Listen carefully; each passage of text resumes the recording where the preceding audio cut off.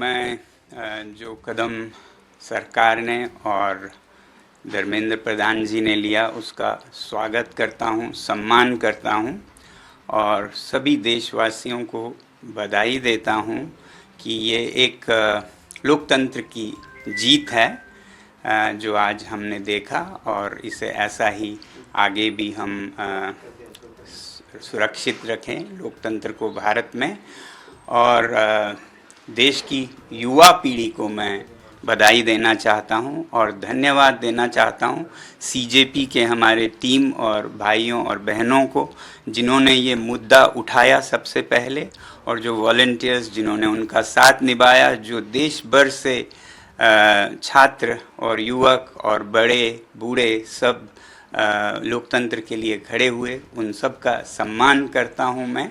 और सबसे बड़ी बात कि जिस तरह से उन्होंने शांति बनाए रखा जहां ये प्रदर्शन हो रहे थे, कुछ जगहों पे दुर्भाग्य है कि छुटपुट घटनाएं भी देखी। मुझे उम्मीद है कि इस शांति को हम बनाए रखें और कहीं भी कोई गलत बात नहीं होगी आगे भी। ये जो शक्ति है लोकतंत्र की वो हमारी शांति से हुई है, ना कि हमारे बाजुओं के बल से। उसके मुकाबले तो आपके बंदूकें हैं, मगर जो शांति की हमने ताकत दिखाए उसके मुकाबले कोई हथियार नहीं है, तो उसे बनाए रखें। अब जब आप महसूस कर रहे हैं कि आप की जीत हुई तो विजय में विनम्रता सबसे बड़ी बात है, वही आपके चरित्र को प्रदर्शित करता है, परिभाषित करता है। तो अब जब इस आंदोलन को ज़रूरत पड़े और कुछ आगे लेना हो या फिर अभी रोकना हो, जो भी करें बहुत ही शांति से करें। मैं ये उम्मीद करता हूँ कि एक तरफ जब जवाबदेही हमें मिली इस बार की, तो अब सुधार पर काम करने की ज़रूरत है। केवल एक इस्तीफ़ा से, रेजिग्नेशन से राष्ट्र नहीं बनता है। तो शिक्षा में सुधार हो, इस पर भी आगे काम हो। मुझे पूरी उम्मीद है जिस उदारता से सरकार ने ये कदम ली है वो इसमें अब सुधार के कार्यों में भी जुड़ेगी। सुधार सिर्फ शिक्षा में नहीं बल्कि शासन में भी मेरी उम्मीद है कि अब से देश चलाने का तरीका ज़रा बदलेगा। जहाँ भय है वो नहीं बल्कि प्यार मोहब्बत से देश को चलाया जाएगा और अन्याय न होकर सत्य के रास्ते पे चलाया जाएगा। और वैसे ही जहाँ कहीं भी जिस रूप में भी भ्रष्टाचार है उसे हटाया जाएगा और सच्चाई के रास्ते पे एक भारत देश के लिए और विदेशों के लिए भी एक उदाहरण बनेगा, सच में विश्व गुरु बनेगा। ऐसी मेरी आशा है कि ये एक नया भारत की शुरुआत होगी।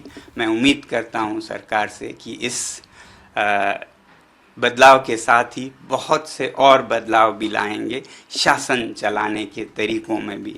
अब क्योंकि मैं लद्दाख से हूँ और एक पर्यावरण कर्मी हूँ, एनवायरमेंटलिस्ट हूँ, तो मैं उम्मीद करूँगा सरकार के से कि जो लद्दाख के पहाड़ों को संरक्षित करने की, वहाँ के लोगों को लोकतंत्र देने की प्रक्रिया चली है, उसे भी बिल्कुल ईमानदारी से चलाया जाए। उसे कमज़ोर करने की कुछ कोशिशें हो रही हैं, वो सब छोड़कर जनता के साथ प्यार मोहब्बत से मिलकर हम सीमाओं को सुदृढ़ और शांत बनाएं, विकास के रास्ते पे लें।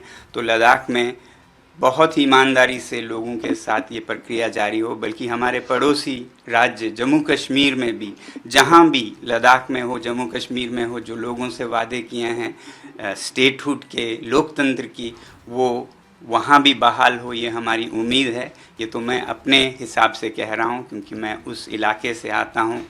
तो बाकी देश में शिक्षा में खासकर सुधार हो, बदलाव हो।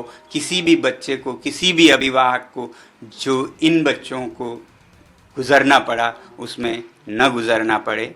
मैं आभारी हूँ पूरे देश का और युवा पीढ़ी का और सरकार का भी बहुत बहुत धन्यवाद।